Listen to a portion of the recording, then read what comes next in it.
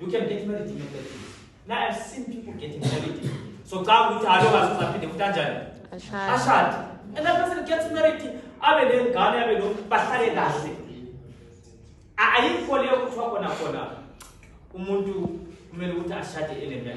it all comes down. But into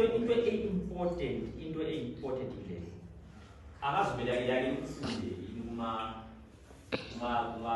classes. You know we are affected. How many of you don't know about that? It depends on all what you say spirituality. You've been given spiritual gift of kindness. You've been given spiritual gift of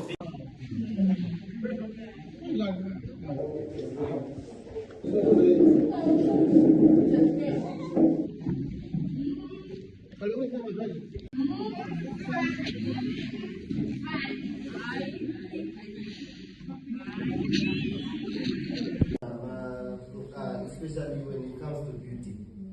Youth is nowhere to be found.